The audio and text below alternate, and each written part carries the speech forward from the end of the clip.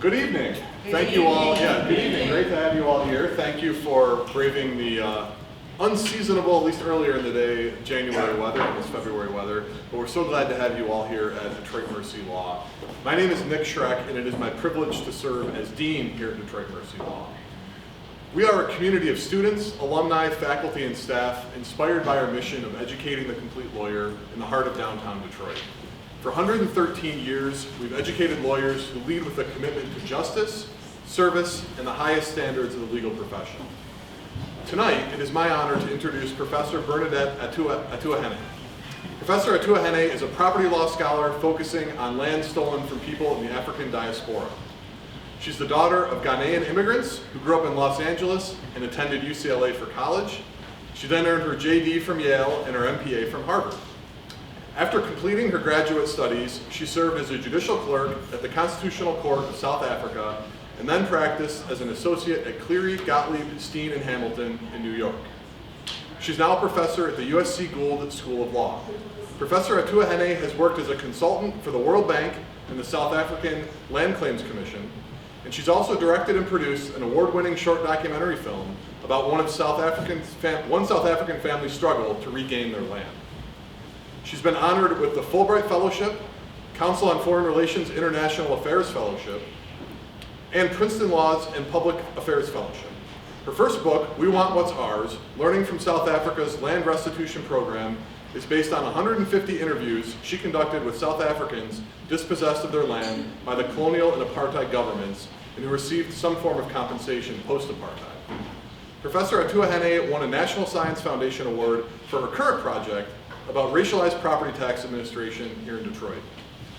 She's received several accolades for that work, including the Law and Society Association's John Hope Franklin Award for Best Article on Race in 2020, and the prize for the Best Overall Article in 2024.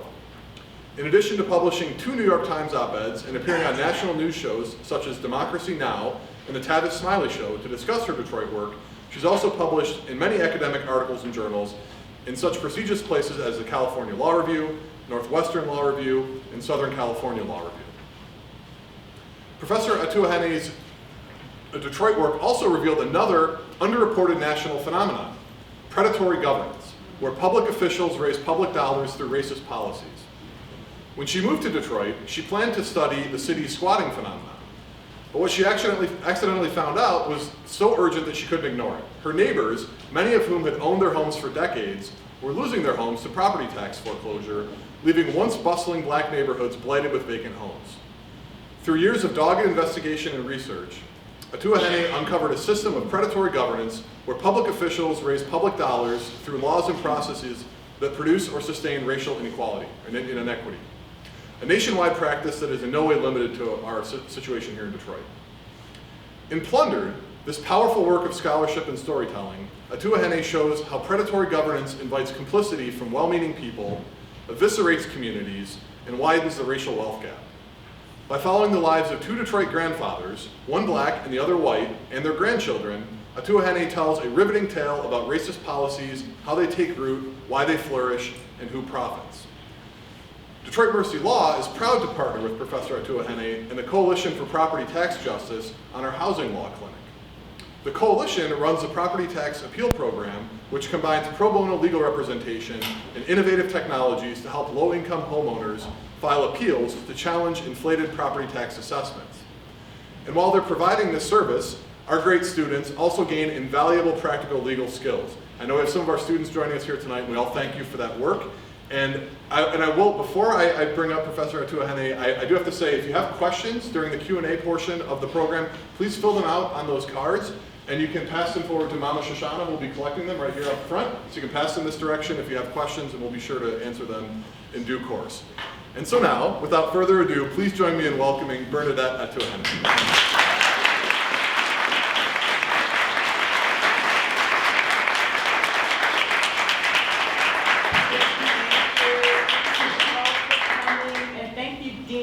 Who, this is his first year of the deanship, but as soon as he got in, he revived the housing clinic, and now our property tax appeal project is housed right here at Detroit Mercy.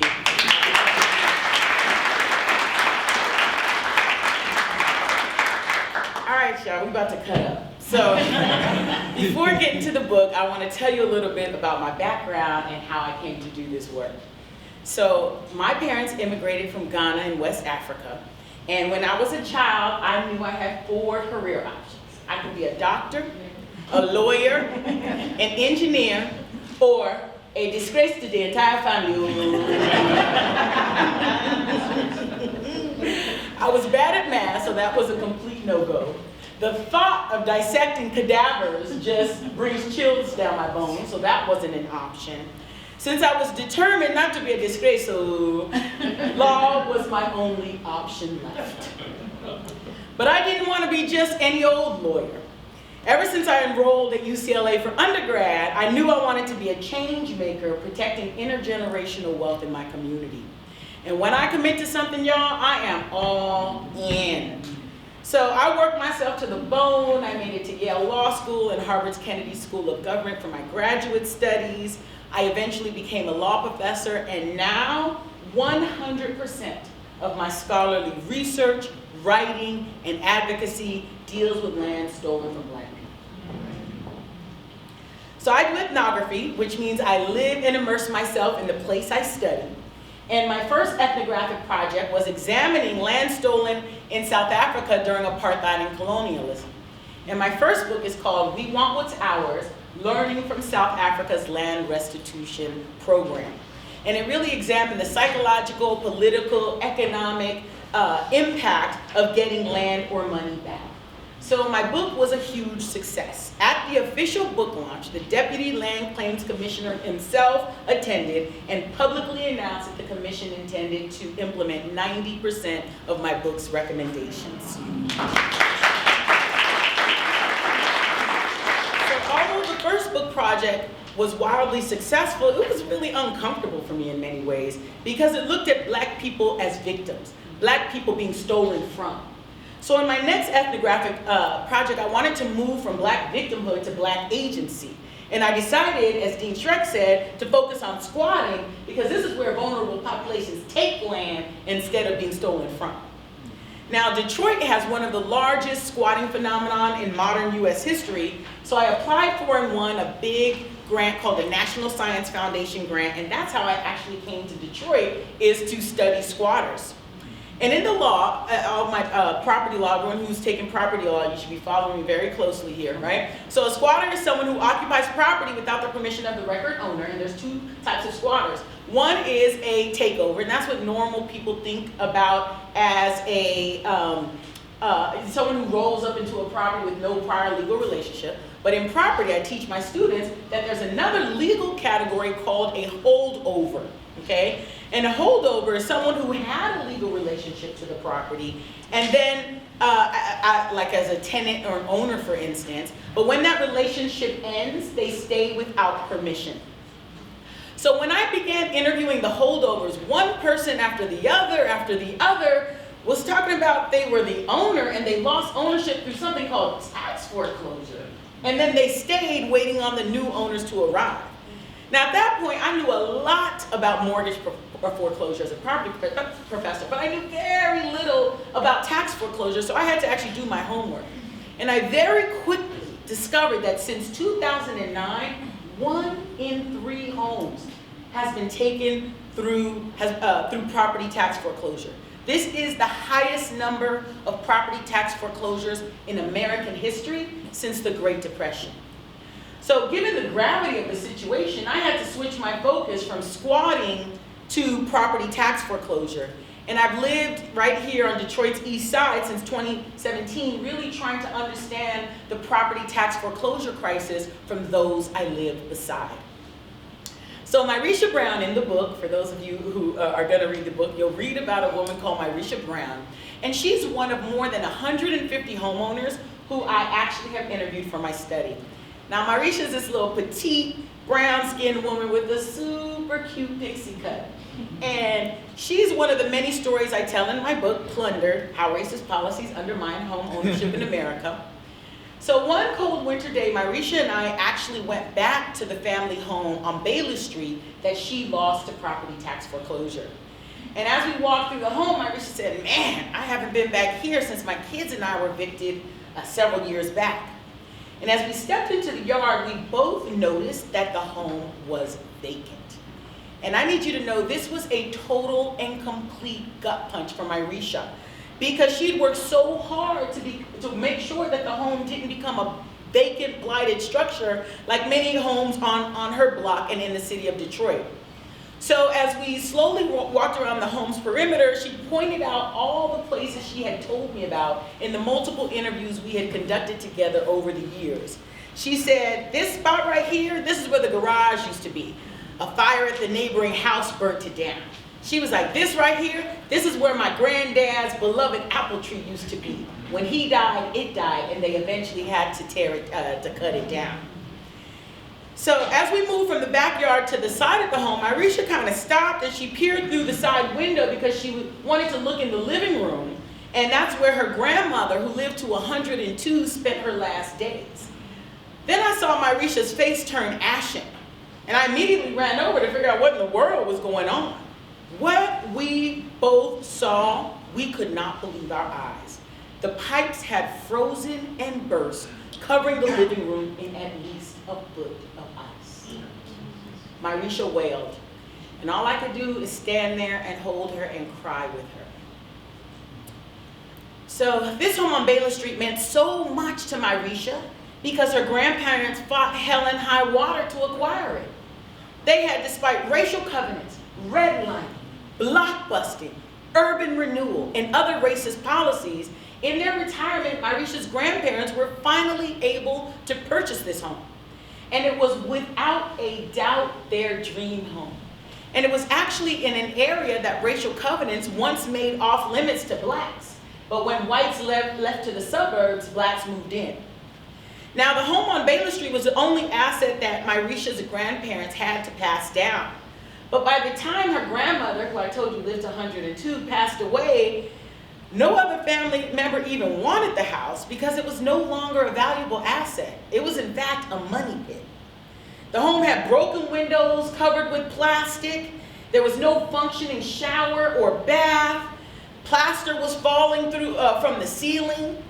So the other homes on the block were in equally bad shape, and I need you to realize that when historic and modern day redlining cut off funds from home improvement, this type of blight is the inevitable result. It's not accidental. Given the poor shape of the Bayless home, the real question we need to deal with is why in the world was Myrisha so eager to inherit her grandparents' home and so committed to rehabilitating it when no one in her family wanted anything to do with it? So when I interviewed Myrisha for the first time, she shared her life with me and gave me some insight into this quandary. So as the oldest child and a woman, so we're about to talk about gender, okay, she carried back-breaking caretaking responsibilities on her very narrow shoulders. Myrisha told me that not only did she have to care for her own 2 children, but she also had to care for their father, who was in a wheelchair as a result of a carjacking. She told me that she had to care for her sister, who had a debilitating autoimmune disease, along with her sister's child. Myrisha also had to care for another one of her sisters who had irreversible brain damage, and that sister's son. Because of our nation's poorest social safety net, women like Myrisha are forced to fill the gaps at great cost to themselves. After spending time with Myrisha, it became clear why she couldn't easily abandon her grandparents' home on Baylor Street. Under no circumstances does Myrisha dodge or evade family responsibilities. No matter how daunting, she takes it head on. So rehabilitating her legacy is not something that Myrisha wanted to do, it's something that she had to do. Some of Myrisha's most precious childhood memories happened on Baylor Street. She said to me, I remember scooping up the apples that my grandfather shook down from the apple tree. She said those were some of the juiciest green apples in the entire city of Detroit. And above all, Myrisha is a proud Detroiter, ride or die Detroiter who is committed to her city. And she didn't want her home, her legacy, to become a vacant eyesore like many of the other homes on her block and in the city, contributing to the story of Detroit's demise instead of the city's revival. So that's why that day we went back to the house and she saw the living room covered in at least a foot of ice. She felt like a complete and utter failure. But y'all, Myrisha failed because individual efforts are no match for broken systems. I'm going to say that again. Myrisha failed because individual efforts are no match for broken systems. The saga started when Myrisha found a yellow bag on her porch. Let's put up the book cover, the yellow bag, y'all all know, the famous yellow bag, right?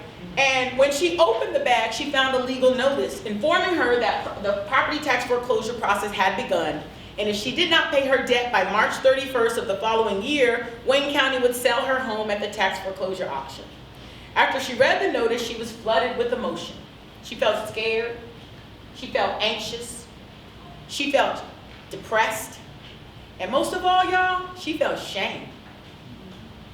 She was ashamed because the yellow bag announced to the entire neighborhood that she was behind on her property taxes and about to lose her grandparents' home.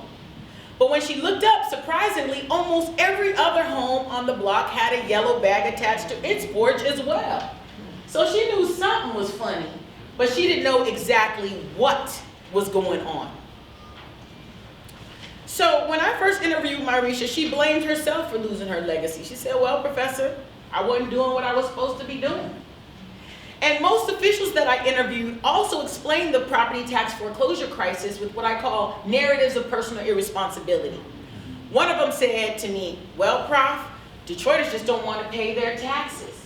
Another said to me, well, you know, the problem is Detroiters bought houses they couldn't afford. And one official even had the audacity to say to me, Prof, the problem is Detroiters decided to buy purses instead of paying their property taxes. But my research tells a different story. It's a story not about failure of personal responsibility, but it's a story of structural injustice. In researching this book, I have interviewed hundreds of homeowners, government officials, investors. I have combed through reams and reams of property tax assessment data. I even took a 9-month course and passed the state exam to become a certified Michigan property tax assessor. My comprehensive investigation shows that between 2009 and 2015, in each of these 7 years, anywhere between 53 and 83% of homes were being assessed in violation of the Michigan State Constitution, which quite clearly says no property can be assessed at more than 50% of its market value. The Bayless home and the lowest valued homes, including the Bayless home, were the homes that were most affected. In addition to my investigation, the Detroit News did their own expose, and they found that the city of Detroit overtaxed Detroiters by at least $600 million. Since over 30% of Detroiters live below the poverty line, many homeowners did not have the money to pay these illegally inflated property taxes. And what's worse is, many people lost homes for property taxes they were not supposed to be paying in the first place. In Michigan, when homeowners live below the poverty line, they qualify for an exemption. But the city of Detroit erected so many barriers that many people never knew about or applied for this entitlement. So yes, tens of thousands of Detroiters were subjected to property tax foreclosure for property taxes they were not supposed to be paying in the first place. So it is no wonder that when Myrisha looked up, she saw yellow bags attached to almost every door on her block. My God, my God. When the local government takes a family's home for failure to pay property taxes, it doesn't just take bricks and mortar. It takes intergenerational wealth. It takes priceless memories. Through the chaos of eviction, people lose so much. They lose family photos. They lose grandmama's quilts. They can't recover the height marks etched into door frames marking their child's growth. They're separated from longtime neighbors who become family. Again, through property tax foreclosure, people lose so much. Because most tax foreclosed homes had been inherited and were fully paid off, When I was interviewing people, they were beating themselves up for losing mama's house, for losing granddaddy's house. Because if there was a mortgage on the home, the bank would have took it before the local government could have taken it. So these are legacy homes we're talking about. And during the interviews that I conducted with tax foreclosed homeowners, there was so much shame and self-lambasting that when the interview was over, I had to call many people back, you know? And I was like, you know what, sis? You know what, my brother? There is no reason to feel shame. Systemic injustice was hidden in these complex property calculations. Racist policies had you trying to slay a dragon with a butter knife. So according to Ibram X. Kendi, whose work has really influenced my own, racist policies he defines them as written and unwritten laws and policies that produce or sustain racial inequity. Now, the way that property taxes are administered in Wayne County undoubtedly qualifies. So as you all know, Wayne County has 43 cities. 33 have a supermajority, which is 70% or more of white people, and 3 have a supermajority of black people, Detroit, Inkster, and Highland Park. One of my studies shows that the majority black cities are being unconstitutionally assessed and foreclosed upon at a far greater rate than the majority white cities. This is racial injustice. But this injustice is not at all exclusively a Detroit problem. Detroit is actually ground zero for a national problem. And a national study shows that blacks and Hispanics pay on average a 10 to 13% higher property tax rate than whites for the same bundle of goods, which equals approximately $300 to $400 more per year. So racialized property tax administration is actually a nationwide problem that America has not yet begun to face. And more importantly, it's a quintessential example of what I call in my book predatory governance. And that's when local governments intentionally or unintentionally raise public dollars through racist policies. We've seen predatory governance in Ferguson, Missouri. Beyond what happened to Michael Brown, there was an excellent DOJ report that basically found that the police in Ferguson engaged in unconstitutional policing by unfairly targeting African Americans for excessive fees and fines. Who benefited financially? Not any corrupt police officer, but the city of Ferguson itself.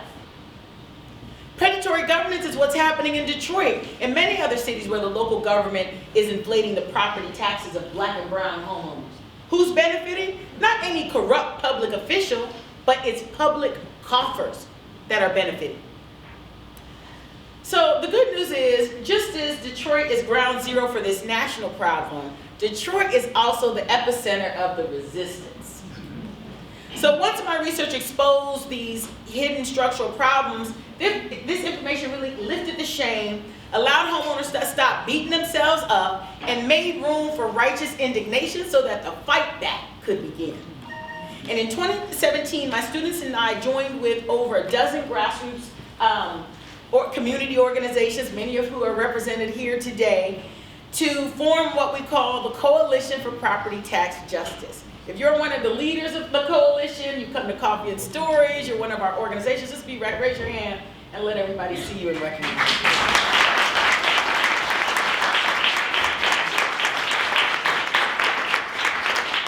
As a coalition, we have 3 goals. The first is to stop these illegally inflated property tax assessments, not just in Detroit, but nationally.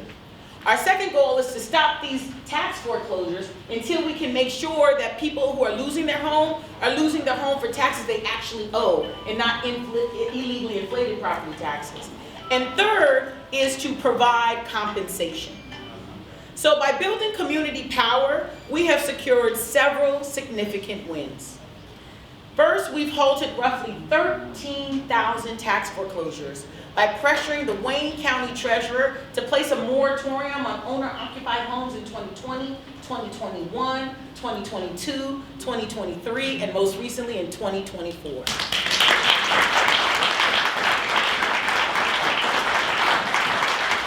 We have helped over 1,000 Detroit homeowners successfully apply for a total of $4.4 million in federal ARPA money to help pay their illegally inflated property tax debt. We've appealed the property tax assessments for over 1,000 Detroit homeowners completely free of charge.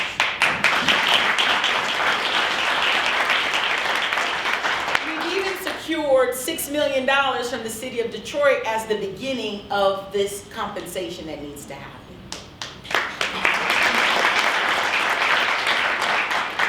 Importantly, through the Dignity Restoration Project, we're raising $10 million to compensate the hardest hit Detroiters like Myrisha, who lost their homes for property taxes they weren't even supposed to be paying in the first place because they qualified for the poverty tax exemption. And you all can go to dignityrestorationproject.org to donate. Again, dignityrestorationproject.org to donate.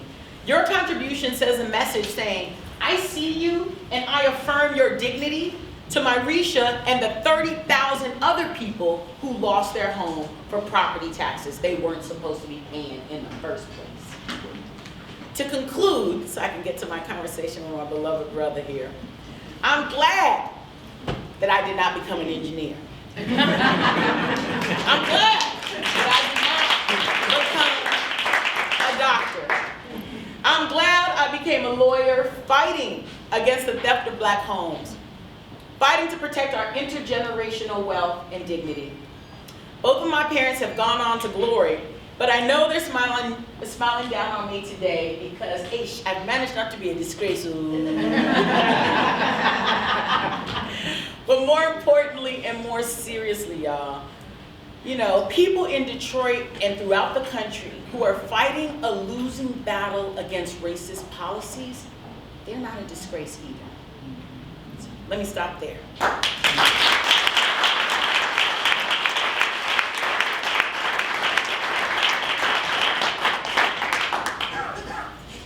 And I'll pause as we're getting ready to go to the next part of the conversation and just remind folks to please silence your cell phones if you're able, so we can make sure that we're picking up all the right audio for this conversation.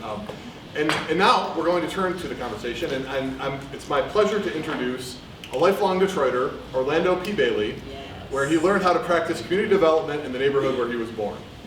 Passionate about shifting the narrative of black cities and neighborhoods, Bailey is an Emmy Award-winning journalist and executive director of Outlier Media. He's the former engagement director for Bridge Detroit, co-host of the podcast Authentically Detroit, and host of Urban Consulate. Previously, he served as chief development officer for the East Side Community Network. I know we got a bunch of ECN folks here tonight. Yes. A sought-after voice for public dialogues and media, Bailey has appeared on stages and screens for the Aspen Institute, South by Southwest, Canadian Urban Institute, Wellbeing Cities Forum, American Black Journal on Detroit Public Television, and more. In 2019, Bailey traveled across Europe with the German Marshall Fund of the United States. In 2020, he was named a BME Vanguard Fellow. In 2015, he was selected as an Emerging City Champion by Knight Foundation in 880 cities in Toronto. In 2010, Bailey was the recipient of the Martin Luther King Humanitarian Award from Eastern Michigan University, where he received his bachelor's degree in broadcast journalism. Since that time, Bailey has had the privilege to interview hundreds of visionaries and changemakers, including Dr. Cornel West, Reverend Dr. William J. Barber II, Congresswoman Rashida Tlaib, Lieutenant Governor Garland Gilchrist, U.S. Attorney Barbara McQuaid, Dr. Andre M. Perry, and many more. Rooted in his faith and radical love for his community, Bailey is a passionate advocate for city residents as experts in their own lived experience. He continues to reside on Detroit's East Side. Please join me in welcoming Orlando to start the conversation. Good evening, everybody. Good evening. Thank you for coming out. Give it up one more time for Professor Bernadette.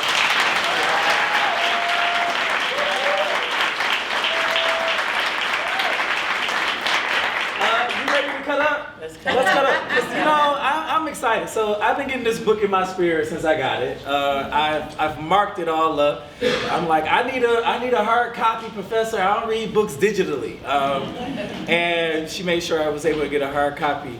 You know, I have so many questions and we only have so little time. I want to remind everybody that if you have questions, there will be a Q&A portion at the end of our conversation. Mama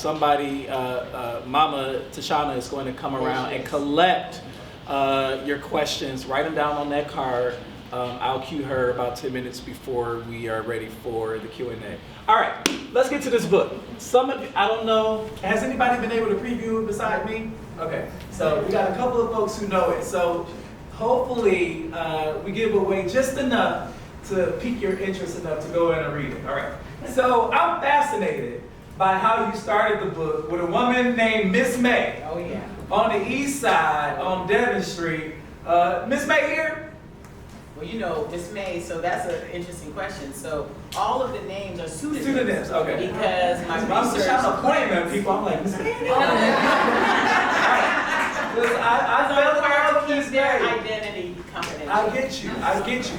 You tell the story of Miss May and her through the backdrop of the Great Migration. Yes. Right, the second wave, or the second wave of the Great Migration, where a lot of black folks were escaping racial terror in the South, and she had a pretty interesting story. Talk about Miss May. Yeah, I think Miss May's story so beautifully kind of sums up the different racist policies that black folks had to deal with.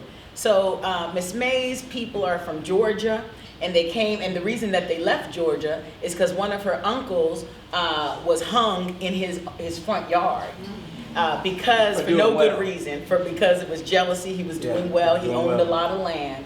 So as soon as that happened, they came over here to Detroit. And then when they came over here to Detroit, they lived in Black Bottom at first, but the point is they couldn't go to the suburbs where the houses were cheaper, larger, and they had better amenities because of racial covenants. Okay? And so they were able to they weren't able to access the suburbs, but they did live in the Hastings Street neighborhood. And so, but they had a good time in the Hastings Street neighborhood. They had their own, black businesses, social, the neighbors were family. It was just a thriving space. Other people outside might have called it a slum, but for people in the Hastings Street community, it was not at all that, right? There was a lot of social capital, but then urban renewal comes and they run a freeway, right? And so everyone in the Hastings Street neighborhood now has to disperse. And so urban renewal is one of these racist policies I'm talking about because it over focuses on black communities, right? Seeing them as slums and not seeing all the value in the black community, all of the black businesses and the vibrant, the vibrancy, the jazz clubs, the cultural institutions, and they didn't see any value in it. And so they ran freeways and other things, they tore it down. And so once they were displaced through an urban renewal, then they move to, they finally are able to buy their first home. And they buy the first home, and when they first get there, they're the first black family on the block. And everyone else on the block, they got on swimmingly, right? They loved each other, they got along. But because of another racist policy called block busting, within 5 years, there was only one white family left, and the neighborhood had turned completely black.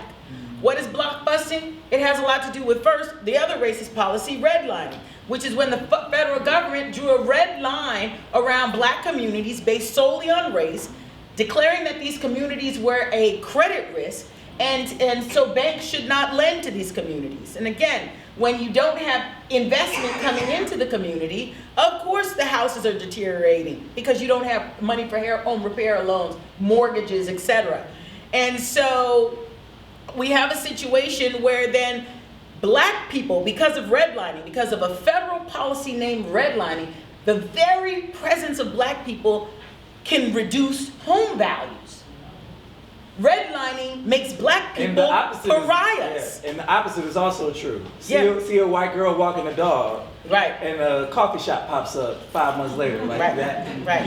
We're talking about. I'm serious. Like the very presence. That's right. Is a market indicator. Keep going. That's right. Yeah.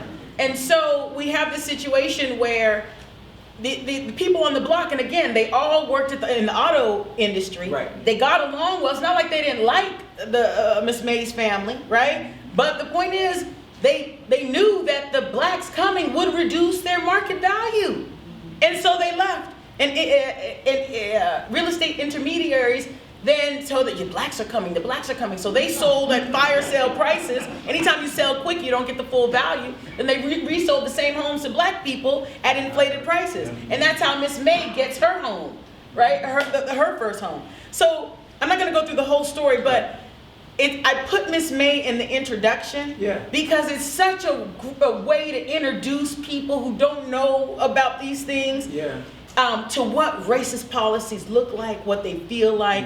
And one thing I try and do in the book is I don't tell, I show you, right? I'm just telling you about her life. And then you can see how these racist policies affected her at every moment. You also thread, again, a national phenomenon, the Great Migration, but you also thread in really significant parts of Detroit's history. Talk about your process of gathering and retelling some of the history that some people in this room lived and remember and lived through. Yeah. So my process is, I'm not a historian, so I'm not trying to go look for history. I'm an ethnographer. So I start with people. And so I sit with people, I do interviews of people, and I'll do, over the course of, with the main characters in the book, I might have done at least 8 interviews with them.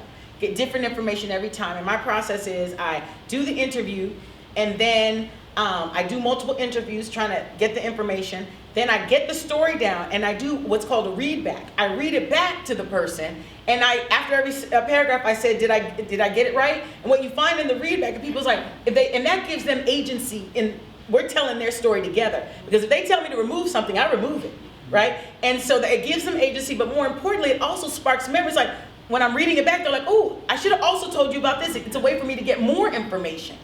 And so once I get the story together, then I go back and fill it in. Then I go back and do research to find out, okay, she told me her grandfather worked at Ford River Rouge. Then I go back and do research about Ford River Rouge, right? I'm not just doing historical research. I'm doing the research to fill in and tell a robust story. So the story is driving. The people, that's what I'm here for. People are driving the research. Period.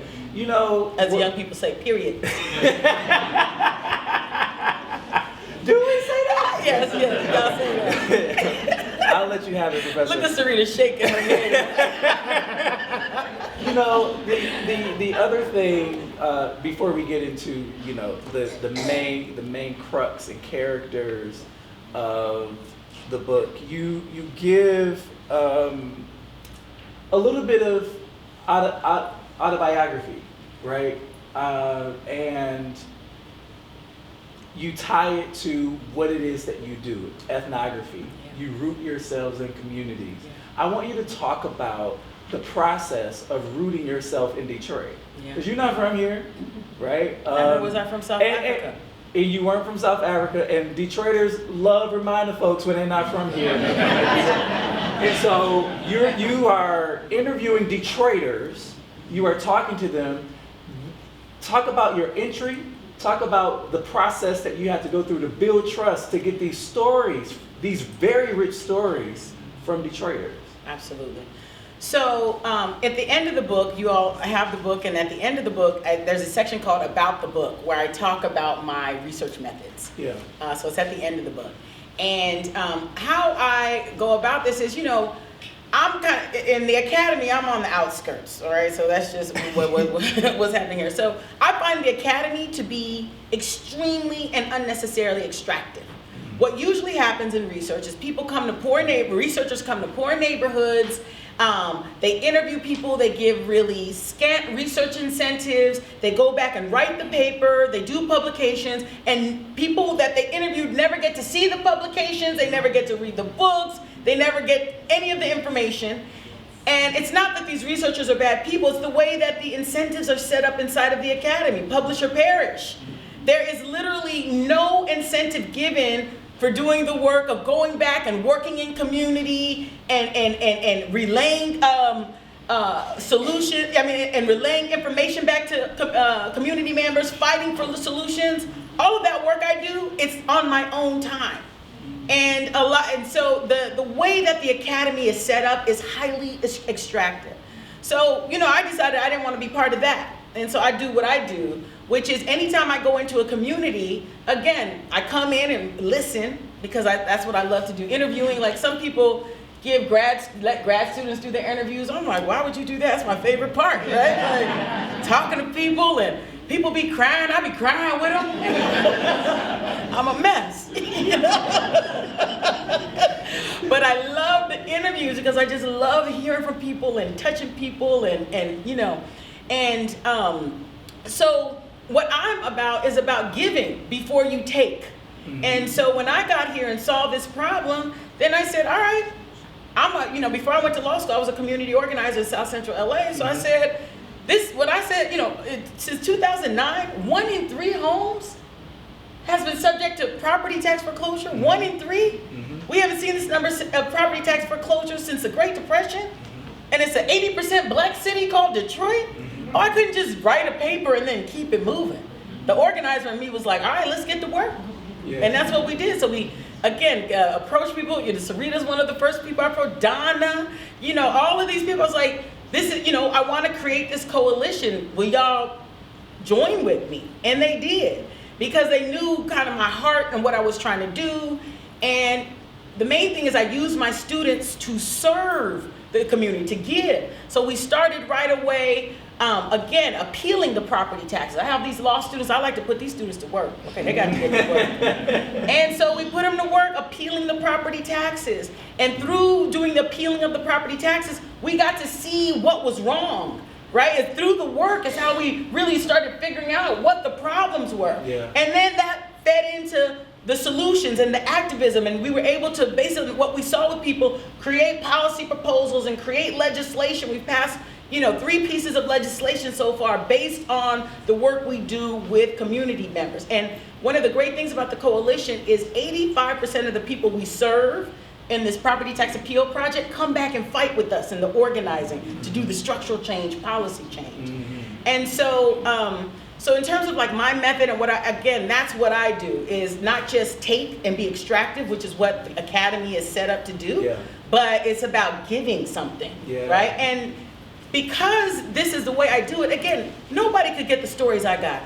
Because you have to be rooted and placed in community and have gained a great deal of trust to be able to do this work at this, the way the stories you're going to read in the book. Yeah. You just don't open up and tell your whole thing to some stranger. At that point, I wasn't a stranger. I had been working in community. So the 2 things go together. It's not just, you prioritize giving instead of being extractive, and then you also are able to tell more richer, robust stories. And guess what? How we change the world is through stories. Yeah. Well, I want to. Okay. Because there is a point. There is a signal there that you cannot sacrifice the relationship with time. You have to take the time to build the relationship. Yeah. You cannot sacrifice the fidelity of time. Yeah. You talk about stories being able to change the world. I am in the business of stories. And so I love this. And you talk a lot about narrative. So let's talk about Grandpa Bucci and Grandpa Brown. Yes. Grandpa Bucci, the grandfather of a pretty well-known figure to everybody in Wayne County and Detroit, former county executive, former Wayne County Sheriff, Robert Ficano, who has a mixed reputation here in the city of Detroit especially. And then Myrisha's grandfather, Grandpa Brown. How did you find these 2 stories? And the parallel, I mean, they're both co-workers, very different outcomes. So what was so crazy is I was interviewing both Myrisha and Ficano, and as I was interviewing, they both started talking a lot about their grandfathers. So I just started exploring them more and more, and then I found out, oh my goodness, both of their grandfathers were sharecroppers. One from North Carolina, one from Italy. Both of their grandfathers started working at Ford's River Rouge plant in the early 1900s, 1902, 1905. So I was like, I was already writing before I made this realization. I was like, whoa, I gotta stop and I'm gonna rewrite. So I literally started over and then told the narrative through these 2 grandfathers. So it's not like I started, I'm gonna write the book from the grandfathers. Through the interviewing, I found this, I was like, this is the perfect hook. narrative hook to tell the story so people could understand. So you have Grandpa Bucci again. He has a hard story. He was in Italy. He then went to the coal mines of France, where he lost a finger, so he didn't have a hard life, an easy life.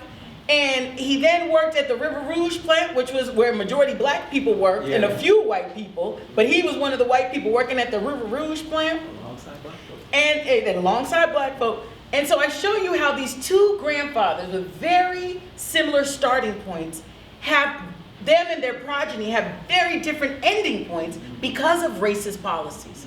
So because Grandpa Bucci, again, the book, it really gives his full story. He did not at all have an easy life, but he never had to deal with racially restrictive covenants that prevented him from moving to the suburbs where the houses were bigger, cheaper, right, with better amenities. And building in the suburbs. Yeah. So he never had to deal with racial covenants. Yeah. Grandpa Bucci had a hard life, but he never had to deal with redlining, where the presence of him and his Italian family and people itself lowered the value of a home or was a reason to not invest in that neighborhood. He never had to go through redlining. He never had his community demolished through urban renewal. He never had,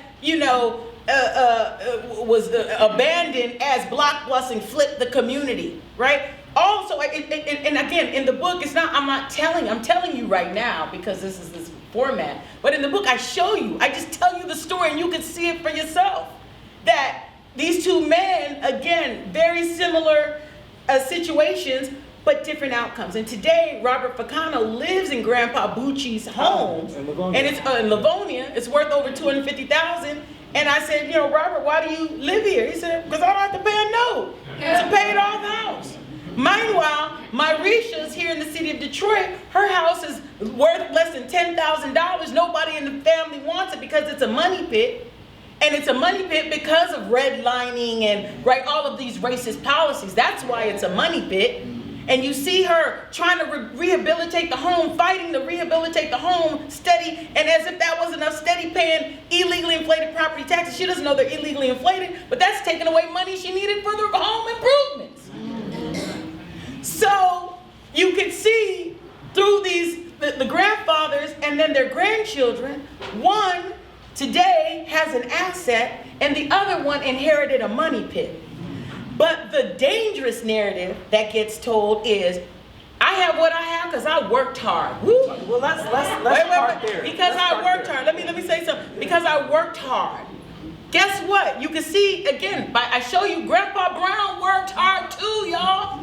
Grandpa Brown worked hard too.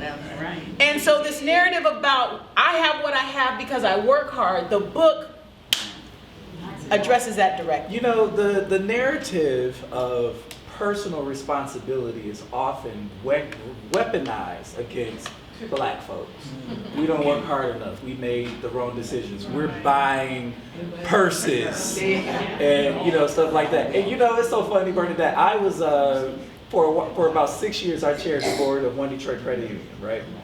And when all of the COVID relief came in for people got their checks, they got the stimulus checks and stuff like that. What I saw, what the numbers showed me, is that these black people were paying their bills with this money. They weren't buying purses. That is so asinine to me. I don't know. I can't even figure out. So talk about this quest to really just dispel the harmful and reverberating narrative that the current conditions that black people face that are abhorrent are because they made a wrong decision. That's it. And that's it. So let's go back to redlining. And again, we can take any racist policy, but when the community is redlined, that is a federal policy that's preventing dollars from coming into that community. So of course the community doesn't have, it doesn't look good because there's no money to do the upkeep and the maintenance. Of course it doesn't look good. But then this space that is deteriorating because of lack of investment, this black space, oh no, it's like that, not because of redlining and the racist policies, it's like that because black people are dirty. It's like that because black people are criminal. It's like that because black people, they just single mothers, right? And so all of these other reasons to explain the disparity and to explain the way the community looks, right? The blame gets held on the shoulders of what's visible, which is the black people living in the community, and then the racist policies get off scot-free. The racist policies are invisible, but what's visible are the black people. And so the invisible thing that's doing the work, nobody talks about it. The problem is the black people. That's right. And so that's what the book is really trying to, again, that's the other, it's just like, no, you need to understand these, we need to understand, again, that's why we got racist policies in the title. We need to understand the role of racist policies in black homeownership, in black wealth building, and that's what the book is trying to do.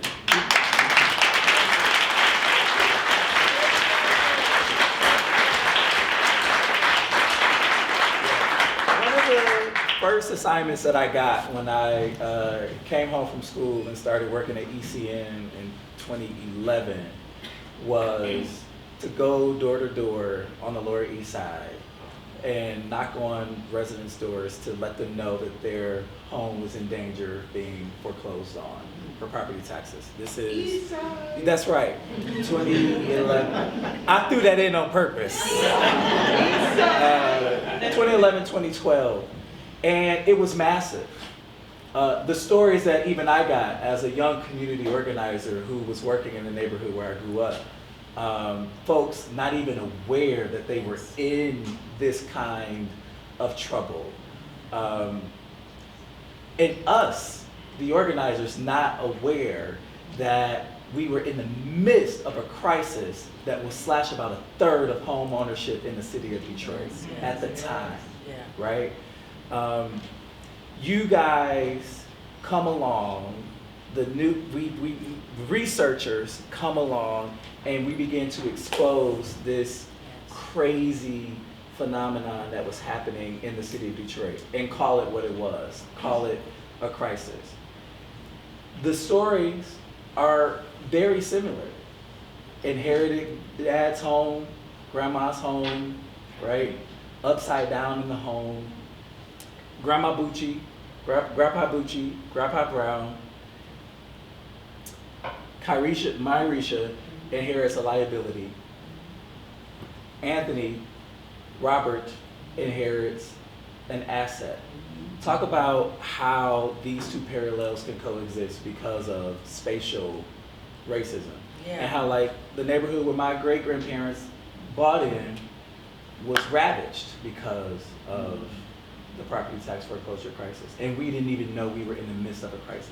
Yeah, and so, when I first got to Detroit, one of the first interviews I actually did was with Sarita, and we were talking about, one powerful thing you told me, Sarita, she was just like, we saw the property tax foreclosure happening, but we had so many other fighting against the school, the poor education, fighting against, the board trying to board up these houses and keep our community. There were so many other fights going on that, this is one thing, no matter where I go, the main thing I know about Detroit is a city of fighters, okay? It's a city of fighters. And Detroiters have been fighting racist policies since black people came here in droves through the Great Migration. So it's a city of fighters. And even before. But it's a city of fighters, and there was but the point is there were lots of things to fight. Too many things to fight. And so a lot of the local nonprofits were just low capacity and so, worn to the bone, and so they didn't have time to necessarily do all of this hours and hours of research to really uncover what was going on. So that is the benefit of the academy, or potentially if it's done properly, where you can come in and actually spend the time to do the deep dive. And the main thing, the power of it of the research is to switch the narrative from one of personal irresponsibility to one of structural justice. But that takes research and deep diving, because the natural narrative that comes up first with no research is like the knee-jerk reaction, right, is the narrative of personal irresponsibility. So you got to do the work, and by switching from the narrative of personal irresponsibility to the narrative of structural injustice, that's the work of people who love justice. That's our work of people who love racial justice, is that discursive move, is changing the conversation everywhere you are, in every conversation you're part of. You know, ding, ding, ding, ding. Uh-oh, this is a narrative of personal irresponsibility. I'm immediately going to switch this up to start talking about structural injustice. In your churches, in your families, at the dinner table, wherever you are, that is your work, right? Is to move the conversation from a conversation of personal irresponsibility to really naming the structural injustice. And what breaks my heart is these narratives of personal irresponsibility. It's not only people thrusting it upon vulnerable populations; they internalize them. This is my fault. Yeah. The shame. People, the shame. And guess what happens when you're living under a mantle of shame? Is you're hiding. There's no room for righteous indignation and fight back. And so, again, that's why the work, this discursive move of switching from these narratives of personal irresponsibility to narratives of structural injustice is so important, because it helps to lift the shame so people can get to the fight back. Can I read something? Which is what people in Detroit have, a PhD in fight back. That's what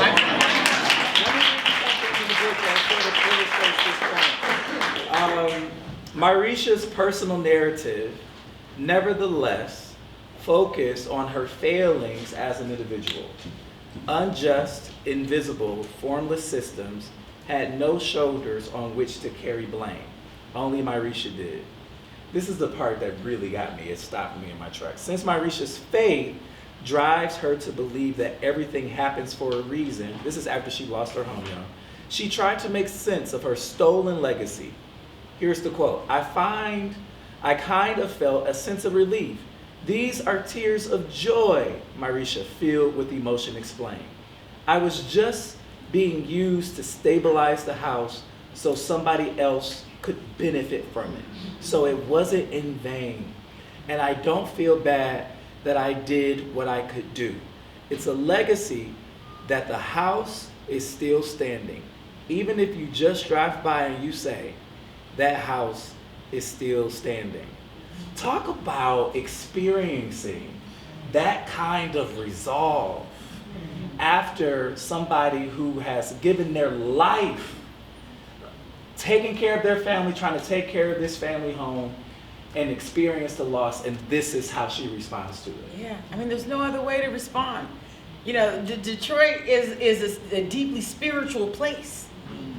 Yeah. When you are in a city that is 80% black, you are in a city that is experiencing waves and waves of racist policies. The only way not to lose your whole ass mind is through faith.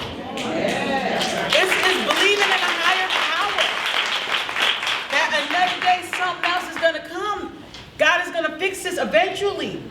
Because if you give up your faith, you'll collapse. You will lose your whole mind. So that kind of statement of faith that she ends with, I mean, that's all you can do. There's nothing else you can do. Yeah. If you want to keep your sanity and keep moving forward. That's just what it is. I want to ask you a more technical question about the industry of assessors. I don't know about y'all, but I can't say that I know an assessor. Does it? You know me? I don't know an assessor. And so I'm trying to understand, help us understand this industry. Is it hard to get into? Why don't we know assessors? How many assessors does the city of Detroit have? You know what I mean? And what does this process as a career opportunity look like? Is it lucrative? Does it not pay? Where's the gap? Yeah, well, I don't know how much the point is, I don't know how many assessors the city of Detroit has, but I do know it doesn't have enough, right? They did an audit and they don't have enough for the number of homes that are in the city. So I do know that. How it works is there are a series of tests right? There's the MCAT, which is the first one that gives you a license to kind of work in an assessor's office, but not to be an assessor. The next test is called the MCAO, which is that 9-month class, and you have to pass a state exam, and a 2-part state exam, which is what I took, and that's when you actually become an assessor. And there are 2 or 3 other levels. Like for instance, in the city of Detroit, you have to have the highest qualification, and it goes by number of homes in your jurisdiction. So right now, my assessing license, I could work in the assessing office only for cities of a certain population. So the interesting thing that Detroiters need to know is Alvin Horn, who is you all's assessor, has not passed the exam, the highest exam that you need to do, be an assessor of a city of this size. And so he never signs the assessment roll. He does not sign the assessment roll because he has not passed that exam. So someone else signs your assessment roll. But he's the one that is in charge of assessments in Detroit, puts together the assessments, etc. But that's how it works. It's a series of exams that you have to take. And is it lucrative? I mean, you're going to be working for government, right? So most assessors are working for local government. So that's how it works. Can we talk, everybody make sure you write down your questions. Mama Tashana, it's a good time for you to start going around and collecting questions. I want to talk about language, because I love to talk about language. You called the book Plundered. Why? Why did you choose? We know what it means. Yeah. You know. Because literally that is, I told you, all my work since I became a professor deals with land stolen from black people. Yeah. That's what I studied, theft, Yeah. plunder. Yeah. So it could have been called theft, but plunder just rolled off the tongue. Because I was like, why plundered, stolen. Yeah. Talk about, you have. And when you write a trade press book, you know, it's about 10 million people saying this. It's just like, Lord. Anyway, so the point is we went through different iterations of the title. Let me just say that. But there's lots of people involved in, and so this is the one we could all kind of agree on. Because I was like, we not watering this down, okay? But I had to also, you know, work with other people, etc. Another character in the book that we all know is current County Executive Warren Evans. And you make a really palpable distinction in the book after Robert Ficano lost his re-election bid, that there was some hope on part of residents that relief will come while drawing this parallel to the city within Wayne County being the largest concentration of black people within the county, in a county that is predominantly white, right? Why did you feel the need to make that distinction? So, you know, I always tell my students, anytime you have a problem and you want to get to the core of the problem, you need to follow the money, okay? And so that's what I do in this book, is I follow the money. And I want to figure out who is making money from all of this overtaxation in Detroit. And a lot of people instinctually think it's the city of Detroit. But I can tell you through my research, that's not the case.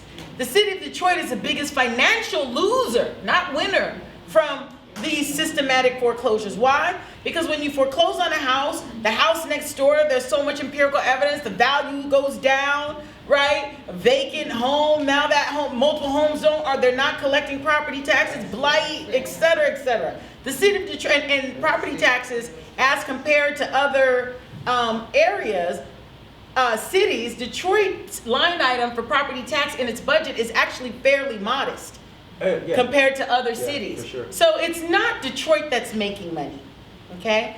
So then who is making money? And that's what part 3 of the book really details. And the number one, and I shouldn't give this away, right? Because I got to I know. So that's what I'm also trying to carry, like not giving too much away. But no, this is good. Well, do I say it, or I don't know what to do? Say it. Okay. Dr. House says say it, I'm gonna say it. All right. So the number one money maker is Wayne County. It's Wayne County. Majority And- white Wayne County. That's right. Speak it, because There you go. C-SPAN Books is here, so we gotta explain the local kind. It's not just for the people in America, okay? Yeah. 80% black city surrounded by white suburbs, Wayne County, all right? So what's going on? When you don't pay your property taxes in any city in Wayne County, after 1 year of not paying them, that debt then, the locality, the city, transfers the debt to the county, and then the county becomes the debt collector. Okay?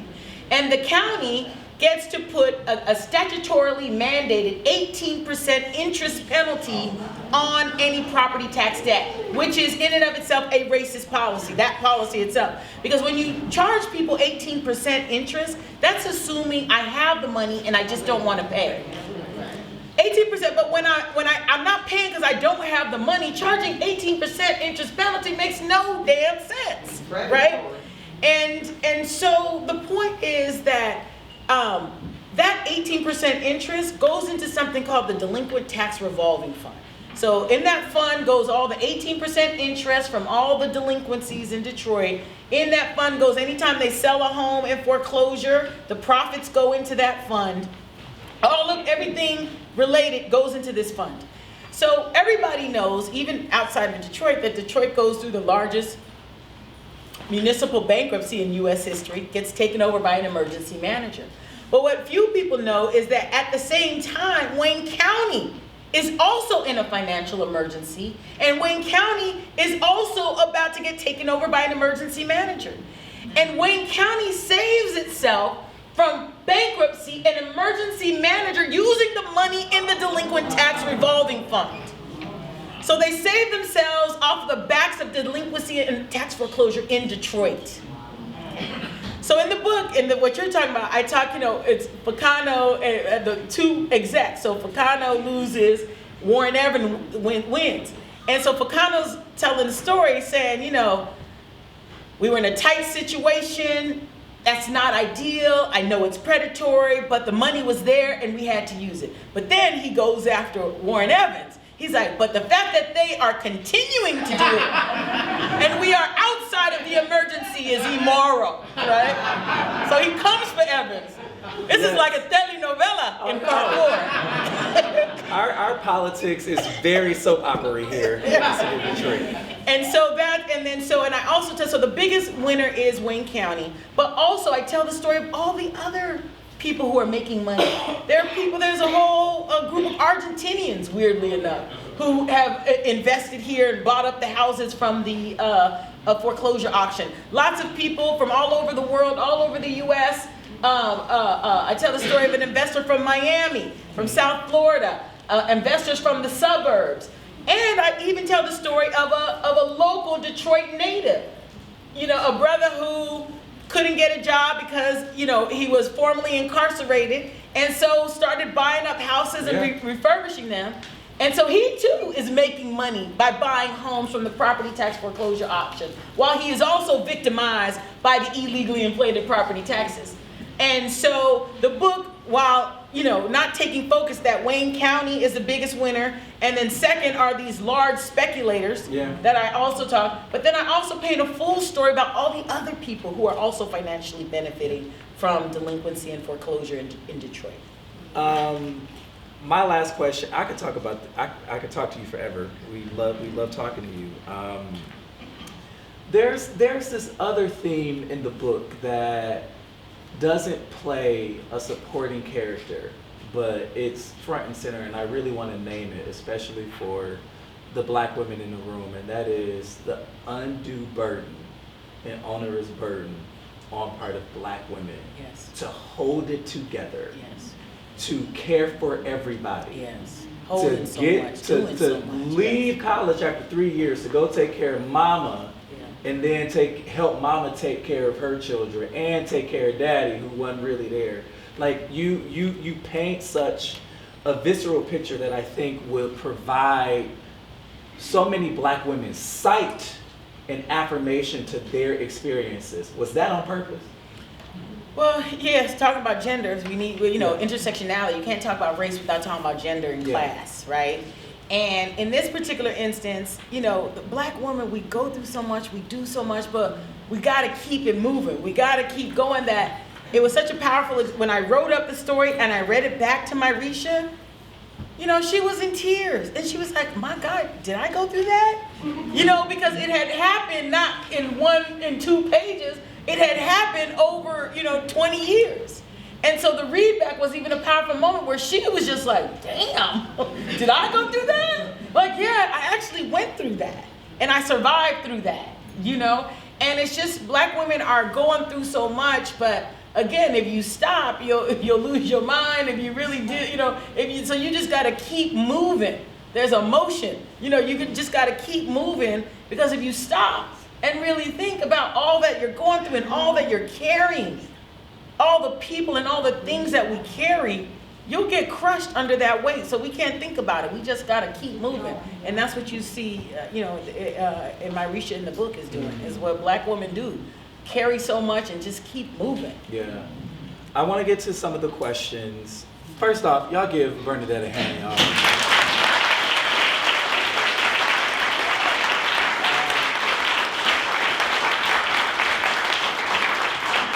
How much time do we have for the questions here? So we really only have about 5 minutes because we do have a reception downstairs that we need to All right, rapid fire. Yeah. Okay. Okay, or maybe just one question. Well, I haven't been able to go through them yet. Okay, so I'll pick the first one. Is there a relationship between racist policies and gentrification? Can that kind of investment be encouraged while simultaneously guarding against structural inequity? Yeah. So what I need everybody to understand is gentrification has different mechanisms, right? And I need you to understand that property tax foreclosure is a mechanism of gentrification. The reason Detroit used to be majority homeowner city, and now it's flipped to a majority renter city. And that's because of the the 2 ways. First it was mortgage foreclosure, and now second wave is tax foreclosure. And so now renting, well, and again, so the point is, tax foreclosure is a mechanism of gentrification. So that's what I want everybody to understand. All right, real quick. I don't have a lot of time, so I'm trying to make I the know, answer real quick. short. Okay, so because I'm getting 2 questions that have to do with the school system, and so Well, I don't really know much about the school system. well, the school, we know, but let's ask this question anyway. Okay, did you discover that data on many families left the city because the schools were closing? Detroit went through. Okay. That's just not part of my research. All right, let me ask you this question. Many Detroiters are victims of overpayment because of overassessments of property taxes, but did not lose their homes. Yes, come on. Okay. Yes. Do you have any suggestions or Yes. recommendations on recompense for those Well, people? that's exactly. Yes, so a lot of people, we have different classes of people. So this Dignity Restoration Project I'm telling you all about, I told you about, that's for people who, again, lost their homes already. But there's lots of people, especially our seniors, who on limited incomes, who just paid the illegally inflated property taxes and just did less with other things. Sometimes even, reducing important medications, and they just reduced and they paid.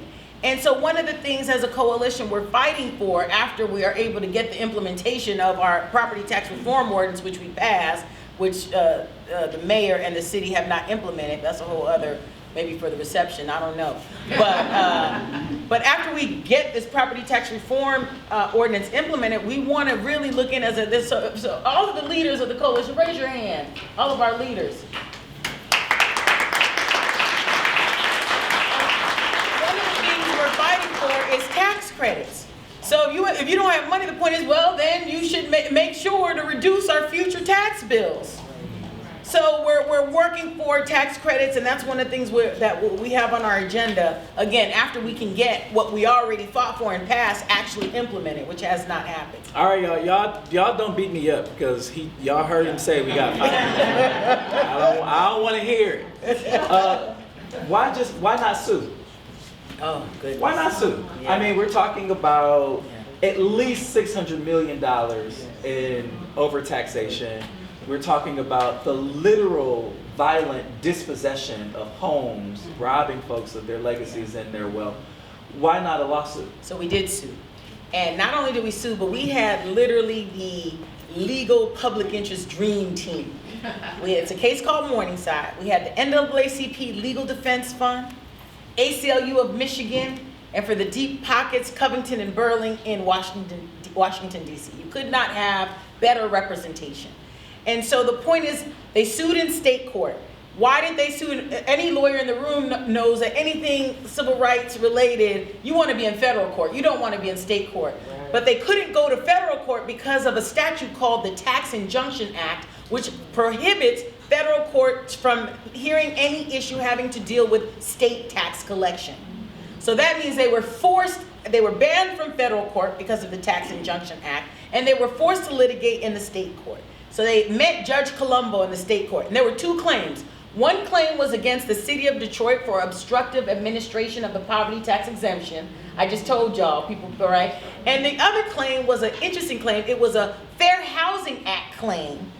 Because, you know, this again, I'm going to be a law professor really quick. So in our constitutional equal protection jurisprudence, the only way you can get relief is through intentional discrimination. You have to have a smoking gun and prove intent.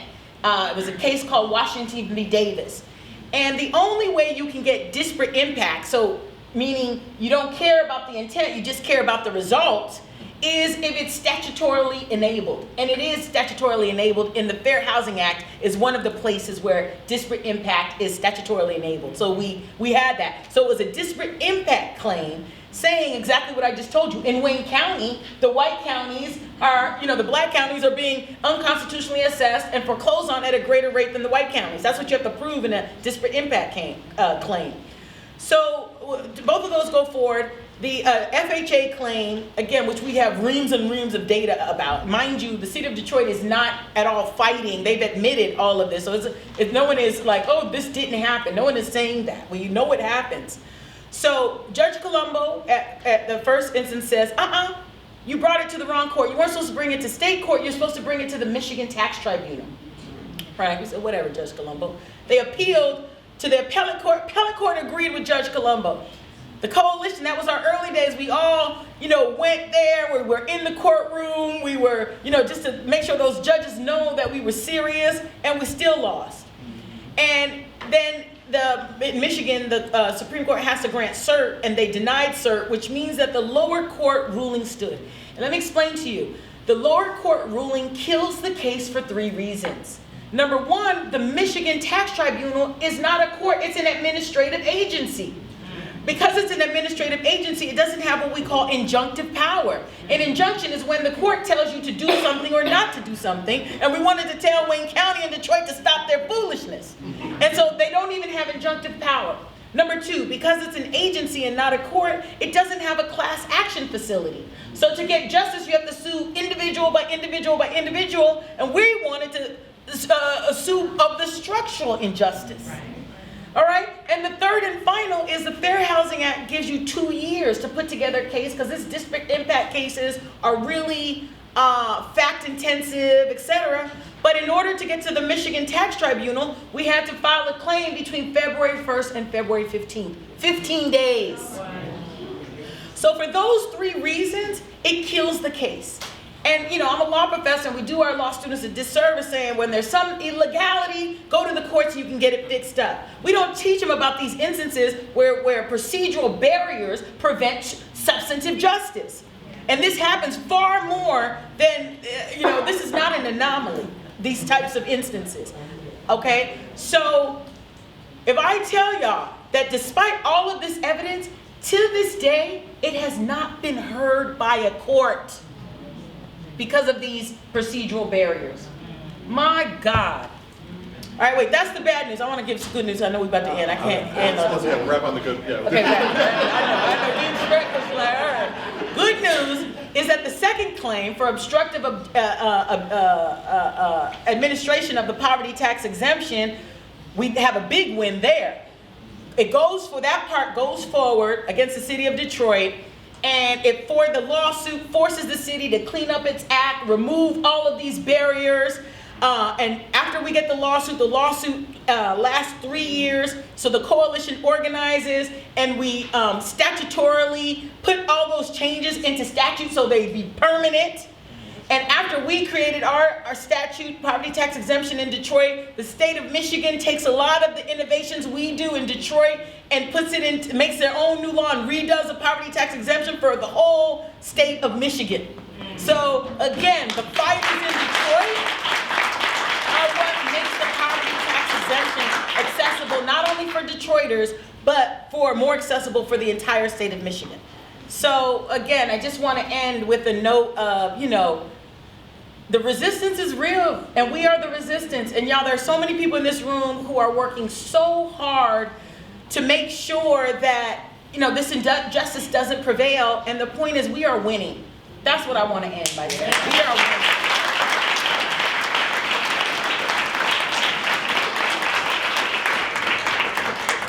Thank you again, Professor. Thank you, Orlando. Another round of applause.